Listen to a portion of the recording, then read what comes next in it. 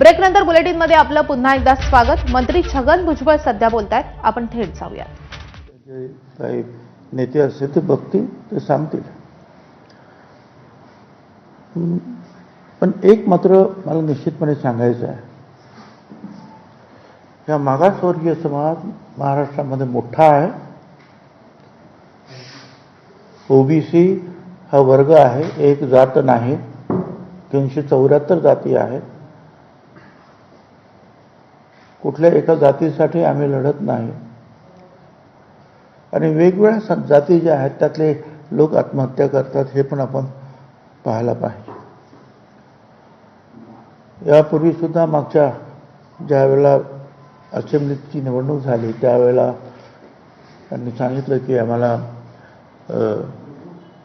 आमचा ओबीसी आमचा DNA आहे, आणि खरं आहे। 60-70% ओबीसींनी त्यांना मतदान केलं।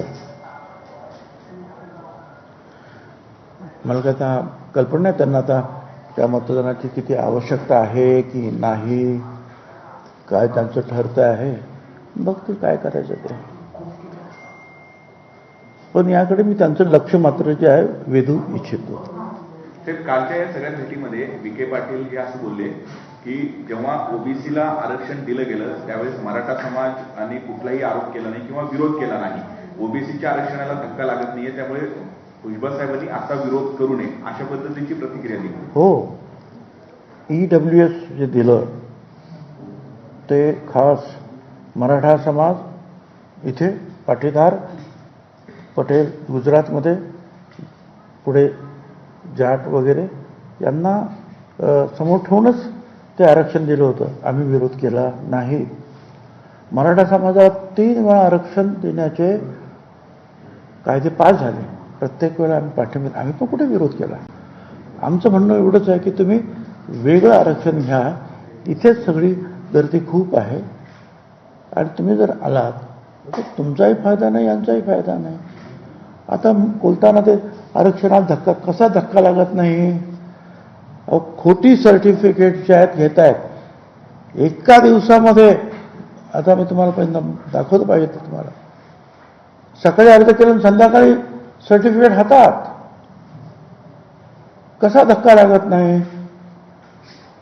तुम्ही काल पाहिलं कुणबी समाजाचा मोठा मोर्चा आझाद मैदानला आला, ते खरे कुणबी, त्यांनी सुद्धा विरोध केला, सक्त विरोध, की आमच्यामध्ये हे चुकीचे कुणबी जे आहेत भरले जात आहेत, आमचा याला विरोध आहे।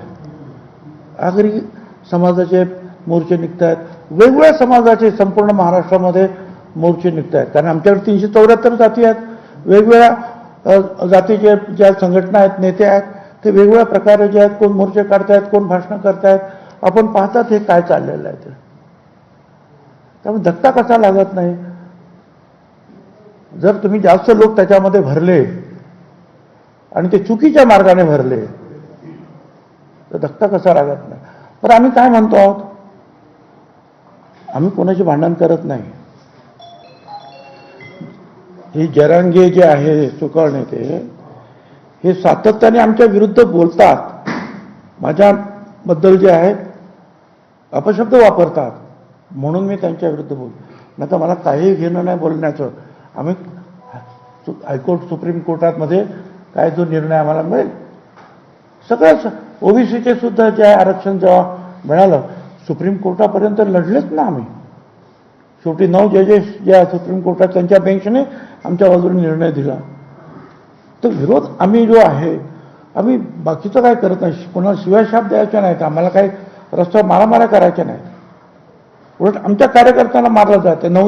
तो नवनाथ वाघ मारे, त्याची गाडी जाळण्यात आली। आमच्या हाकेचा तो कार्यकर्ता आहे, त्याचा एवढं प्रचंड त्याला मारला, त्या हॉस्पिटलमध्ये काही दिवस त्याला ॲडमिट करावं लागलं। ह्या गोष्टी आम्ही नाही करत आहोत। आम्ही सरकारकडे सांगतो आहोत की बाबा हे चुकीचं झालेलं आहे, आणि सरकार जर ऐकत नसेल तर आम्हाला दुसरा मार्ग जो आहे हायकोर्टाचा, तिकडे लोकशाही पद्धतीने आम्ही गेलो आहे। त्यामुळे आता ही सगळी मंडळी फार हुशार आहेत, राजकारणी आहेत, ठीक आहे, काही बोलतात ते। विखेंनी भेट घेतली तशी या मुद्द्यावर तुम्ही आवाज उठवता, तुमची पण वेळ घेऊन तुमची पण बाजू जाणून घेणं अपेक्षित होतं. कोणाची? विखेंनी तुमची सुद्धा वेळ घेतली असती तर तुम्ही सुद्धा तुमची बाजू त्यांना सांगितली असती. आणि ही बाजू सगळ्या अहो सूर्यप्रकाश एवढं सत्य आहे ना. आणि तुम्हाला सांगतो आता हायकोर्टामध्ये त्या दिवशी जे झाले जे आहे हिअरिंग पहिली, आणि आता त्यांनी सांगितलं की शासनाला काय म्हणायचं ते सांगा, हा पात्र शब्द का काढला ते सांगा, हे हायकोर्टाचे निर्णय तुम्ही का बदलले ते सांगा, सुप्रीम कोर्टाने काय सांगितलं त्याच्यावर तुमचं काय म्हणणं, असं त्या आमच्या जे आमचं ॲफिडेविट होती आपली काय त्याच्यावर जे आहे त्यांनी खास अधोरेखित केलं आणि सांगितलं याचं आम्हाला उत्तर पाहिजे आहे या सगळ्यांचं. आम्ही तेच म्हणतो की आम्हाला याचं उत्तर पाहिजे, ते तुम्ही देत नाही तर आम्ही तिथे जातो आहोत, काय अडचण आहे. आणि आम्हाला काही कोणाची लढाई करायची, कारण आमचे समाज गरीब आहेत, पैशानं गरीब आहे, शिक्षणाने गरीब आहेत, मागास प्रचंड आहेत, आणि पॉलिटिकल पॉवर तर आमच्याकडे नाहीच आहे. त्यामुळे आम्ही फक्त तोंड दाबून बुक्क्याचा मार सहन करायचा, अशी काही कोणाची जर अपेक्षा असेल तर मला असं वाटतं की छगन भुजबळ आज 35 वर्षाच्यासाठी लढतोय, तो लढेल. आणि नवीन नवीन संघटना तयार झालेल्या आहेत, त्यासुद्धा आता बोलायला लागतील. बघू काय होत आहे ते. साहेब, तुम्ही म्हणता पॉलिटिकल पॉवर नाही म्हणून तुम्ही स्वतःही सत्तेत आहेत. इतर कोणतेही सत्ताधारी नेते म्हटले ओबीसीच्या तेवढे आक्रमकपणे पुढे येत नाही जेवढे तुम्ही पुढे येत आहे. त्याला तो प्रश्न जो आहे तो माझ्यासाठी नाही आहे, त्याचं उत्तर इतरांनी द्यायचं आहे. काय आक्रमकपणे पुढे येत नाहीत,